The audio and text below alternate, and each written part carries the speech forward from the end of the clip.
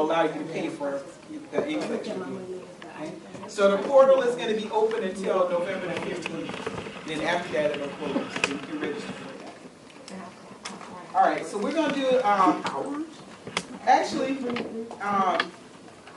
let me do one more thing, and then I'll let you out of here, mainly because I want to go over and talk to her. Good. Sooner than later. All right. Let's do pulmonary embolus, and then we're out of here for the day. Now, the thing about it is, for your, just so you, because I know how y'all are, because it's a math test, all right? Same kind of stuff you did before.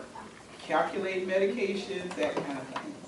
So, IV infusions, calculate how much you have to give out of a bottle, or how many pills, drip factors, that kind of, same kind of thing. You will not get that paper. Diane, she's looking at Diane, they're going like, So you won't get that paper tomorrow, okay? Trying to get heart attack. But you will actually be able to use that during the exam, so don't freak out. Okay. Right now it just looks like good, but it really is just plugging in numbers. Honestly, it is. You have an equation for 3 different math calculations and drip factors. All right.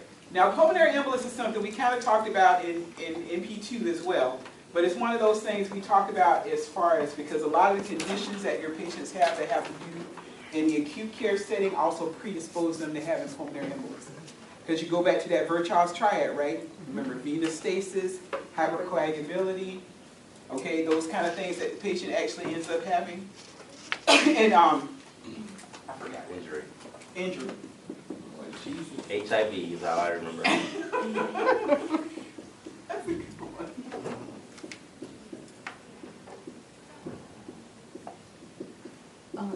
Everybody want to be in with the emails, so put your name and I'll Yeah, see everybody. you. Everybody? Yeah. Everybody?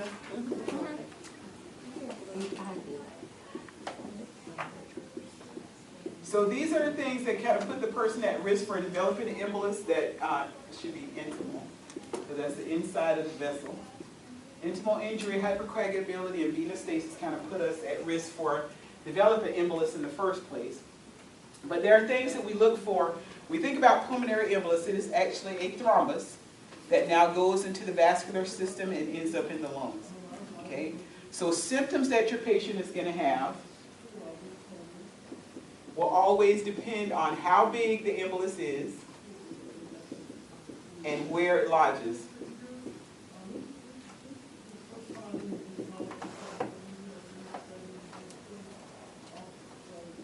Now the reason I say that is because if it's a very small embolus, because you can have people that have like little micro embolus, that means it's going to go to this area of smallest resistance, because always think about thrombus is going to keep going until it can't go anymore. So if it's a very small thrombus, you can get a patient who may be totally asymptomatic. If it's a large thrombus that blocks off a whole main stem bronchus, that's somebody that's going to be bad. Okay, so very symptomatic for the patient. So you have these Virchow's things going on, but they can also, the embolus can come from patient that has atrial fibrillation, because that's a high-risk type patient. Atrial fibrillation is the heart disfibrillates. That momentary fibrillation of the heart produces a thrombus that can then travel through the system and go to the lungs. So that's one of the risk factors that you see. So that as a condition puts them at risk. You can also see it with long bone fractures. That's usually a fat embolus that happens with them. It can also happen in pregnant women when they deliver from amniotic fluid. So different reasons why a patient can have it, but it ends up being a thrombus that lodges in the lungs. Something that also puts, because we're talking about this in this class, whenever you have a patient that has a diagnosis of cancer, they have a higher risk of thrombus. So we talk about lung cancer. So that's why we also talk about this in this one. So any person that has cancer as part of their diagnosis puts them at risk for developing thrombus. Anybody that's not moving for a long time, big abdominal surgeries because they're going to be laying for a long time, that's the venous stasis piece, going to put them at risk. So this clot travels through the vascular system and ends up in the lungs. Like I said, if it's really small, goes to an area of least resistance, you go from a person with no symptoms, slight shortness of breath, all the way up to circulatory collapse cold kind of thing. So they run the gamut of what you see in the patient as far as presenting symptoms. How you can figure out that if they have it is that we can do non-invasive is VQ scan. but it only tells probability. So VQ scan was the thing we used to do a long time ago. You still sometimes see it done on patients, but it gives you a percentage. Say the patient has a 25% probability of PE. The test that you see most often is spiral CT. Because yes, it's definitive as far as the test goes. So spiral CT says I can see that. I'm going to give this person contrast. I can actually see that they have a clot. So that's what you see most often done nowadays. The patient going to go to spiral CT. If I got a really bad patient, I know by history you had a pulmonary embolus, because if a person has one, they're more likely to have another one. So I know you have pulmonary embolus by history, or you've been sitting for a long time, or you have atrial fibrillation, develops acute shortness of breath. That's what I'm thinking. So you look at the patient history. More than likely, you're going to see a person go for an arteriogram. Pulmonary. You know, you can go, you have arteriograms of everything. Cardiac cath is the same thing. Okay? So this is the most definitive test, meaning that's considered the gold standard test. But I can also treat the patient when I'm doing this one. So if I got a very symptomatic patient, meaning a person very short of breath, I know by your history you had a pulmonary embolus or you developed AFib and now you have this acute onset of shortness of breath, more than likely that's what it is the person is having. If you're not hearing crackles in the lungs like they're having heart failure, more than likely it's the person who has a pulmonary embolus. The reason that this is going to be, it's going to tell me that that's, yes, what you have, but I can also treat it because I can instill medication at the thrombus. So that means I can give a lytic drug or fibrinolytic drug. Okay, those are all the TPAs. When you look at their generic names, they end in ASE. Okay. Those are medications that dissolve clots. Those are the thrombolytic drugs. So I got this real person that's really short of breath, this kind of thing. Because remember, to get rid of it, I got to get the clot out. So a clot buster will do that. So that's why this is going to be considered the gold standard test, because yes, it's definitive for diagnosis, but I can also do treatment. So if you got a very symptomatic patient, that's more than likely what they're going to have done is an arteriogram. Because I can do two things, not only make the diagnosis, but also treat them. Also when they're doing that, they can do what we call an embolectomy, meaning that they can go and retrieve the clot. So different things they can do as far as the treatment piece that goes with it. But what ends up happening, you can have this person. Now, remember, a pulmonary embolus is something that can kind of sit there for a while and it'll grow, because guess what? More clots are going to come there and make the clot bigger. Sometimes an adhering, because when you look at their sonogram reports, they'll tell you whether the patient has an occlusive or an adhering clot.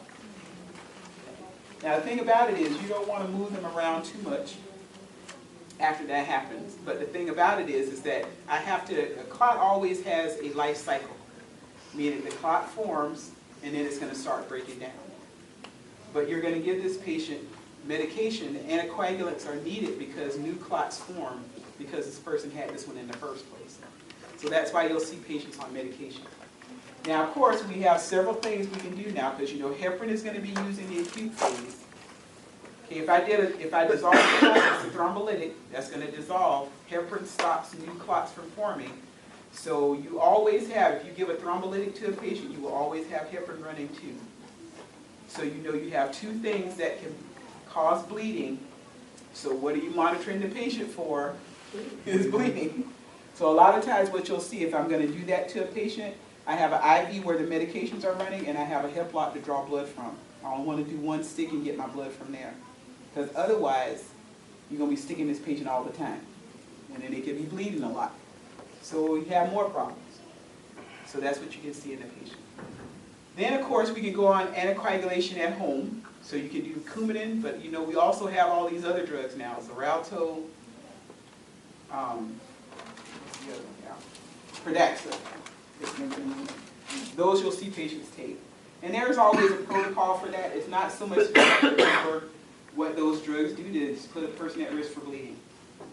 They don't have all the monitoring piece that goes with heparin or Coumadin.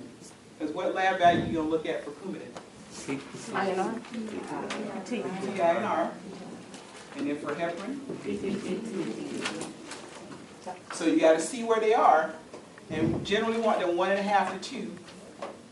This one is 1.5 to 2 times. And this one, you want the number 1.5 to 2 when you talk about the INR. Now, if this is your third embolus, you anticoagulate them higher. So I actually may want the person 2.5 to 3. That's the rare patient, but sometimes you'll do that. And it's mainly because a lot of times they have a blood dyscrasia that's causing them a clot. But if you keep having them, I got to anticoagulate you more. Now on those other things, Pradaxa and Xarelto, you don't have to monitor the patient as far as the blood values go. They don't have the same things as far as foods that they have to stay away from. But they generally have to take medications for a course. You know, like if you take Coumadin, you usually take 1 pill a day. Sometimes you'll take a different dose every other day. With those drugs, you take medication for 21 days, and then it may change the dosage. So it's just different for the medication. That's the patient teaching piece. The major thing you do is teach them to look at signs of bleeding. And sometimes it's not overt. You know, you think about, oh, I should see bleeding on the patient. If you ever see a patient who's taken an anticoagulant drug who has changes in mentation, you think about stroke. Because that could be happening because of medication. So it's not always that you're going to see, you know, clots or active bleeding. Think about other things as well. Now the other thing about pulmonary embolus, like I said, shortness of breath. You may also have a person, depending on where the clot is, may also have some blood-tinged sputum. The bad part about a pulmonary embolus patient is if they ever have a feeling of impending doom, it usually is. They will sit up in the bed and tell you, oh God, I feel like I'm going to die.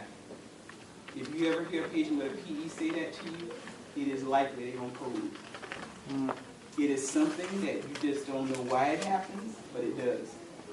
Fat embolus, do the same thing. Avulsions, you know, I had a guy, I think I told you all about him at MP2, that worked on a trash truck and stepped down and his, whatever it was, stuck up in his boot, and it caused an avulsion fracture around his great toe. He had a fat embolus, and we admitted him. He was calm, cool, laughing about stuff. In the middle of the night, he sat up in the bed and said, I cannot breathe, I'm going to die. Coded. He lived. But the thing about it was, they usually have this, and it's a look on their face like no other. You know, I'm always talking about I'm going to die. You know, when stuff happens. And you know, it's a difference. There are some people that tell you that, you go like, oh my God, hair on your neck stick up. Let me figure out what's going on. Oh, please. Kind of thing. All right. So you will see that happen.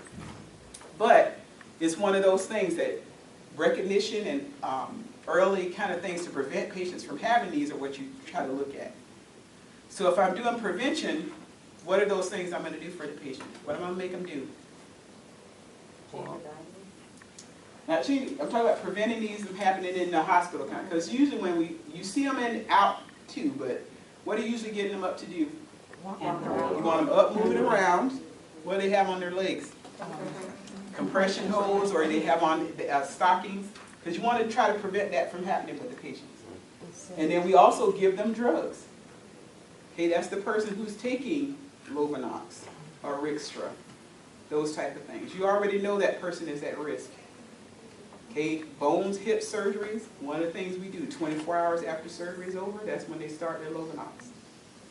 So there are going to be things that you do for the patient in a preventative piece to try to prevent it from happening. So early ambulation is key. If they can't get up, leg exercises, SCDs, AE holds. Those are things that are going to prevent patients from having problems. You want to increase venous return. Do those legs exercise. If I can't get you up out of bed, then I need you to move your legs around. Those are things that are going to help. Okay. If you're a person that's home and this happens to you, I mean, because this can happen, a lot of times we get patients who, especially trans-world kind of traveling, get off a plane and drop dead. It's usually pulmonary embolus. Hydrate before, get on a plane, take a baby aspirin before you get on there. For me, I don't like to fly over 2 hours for that reason. There's places where I have to go that I have to fly over 2 hours, I don't like it too much. Because you know, I told y'all all this can't fit in the bathroom. Okay. All right. It's very tight in there. All of this came All right. from the bathroom. So you have to do that. Hydrate before you get on, take a baby aspirin unless it's contraindicated for you. That's something you should think, anytime you're on a plane more than 3 hours, do that. It's one of those things that can keep you from ending up dying, kind of stuff. So those are, that's the major thing about pulmonary embolus. And we actually will talk about this more tomorrow. Have some videos to watch. I'm going to do some math. But right now I'm going to go see if I can talk to Ms. Palmer about Carlos. So earlier you said Pradaxa, did you mean Plavix? No, Pradaxa is one of the new drugs that you can use. It's for non-AFib related pulmonary or Okay. non. I've heard of it, I just. Plavix is clopidogrel. Yeah, Plavix we use for patients if they have some type of intervention or they have a patient who has peripheral arterial disease. You can actually use Plavix, but we usually use it after, say, a person went in and we did a plasty on the leg or something like that. Those are people on Plavix. If you do that in the heart, they're also on Plavix. The Pradaxas and all those kinds of things are usually used for pulmonary embolus, but it has to be non-valvular. So it can't be a patient that has non-valvular AFib. It can't be something that involves the valve of the heart that causes the AFib. They can use it for other types of AFib, but not that one. They're actually talking about doing more procedures on people with AFib now. So that's the goal, is that you actually go in and do procedure instead of taking medication. So you're talking about long-term management, so then the patient doesn't have to take anticoagulation. So that's the move towards doing that. Okay. All right, so I will see you guys in the morning. Okay. Try to stay out of trouble. Did somebody send an email already? Yeah, let me read it to everyone first and to you. Dear Mr. Penrose, good morning. I hope this semester will be an awesome one for you as well as all the students attending our fabulous institution, HCC.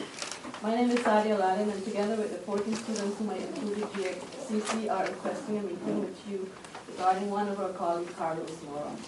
We value caring about others in faith, and we know that you do too. Hence, we are looking forward to meeting with you on Wednesday, or whatever day you are available. Thanking you in anticipation for all you do to facilitate learning and producing productive citizens in our society. Respectfully, Sadia Aladdin.